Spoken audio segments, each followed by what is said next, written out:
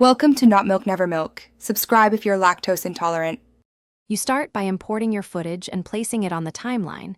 This is where you act. Duplicate the clip so you have a top layer to modify without destroying the original. Once done, select the upper layer and make sure playback is scrubbed to the section you'll invert.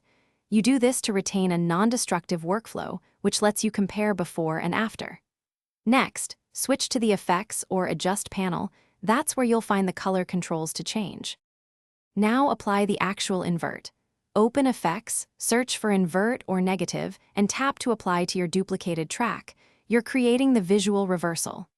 Once applied, adjust intensity if available, then change the layer blend mode and opacity to blend with the original clip. This controls contrast and preserves highlights. If Capcut lacks a direct invert, use curves or RGB split.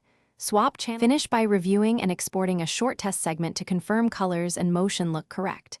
If the inversion looks too harsh, lower opacity, or add a soft mask to limit effect to selected areas. Use keyframes where the subject moves. Once satisfied, export full resolution. If you see glitches or unexpected colors, reset the effect, clear Capcut's cache, or reapply on a fresh duplicate layer.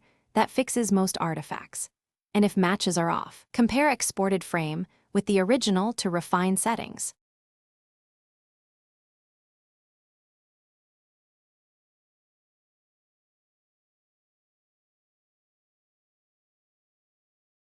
Thanks for watching. If this was helpful, leave a like and consider subscribing. See you next time.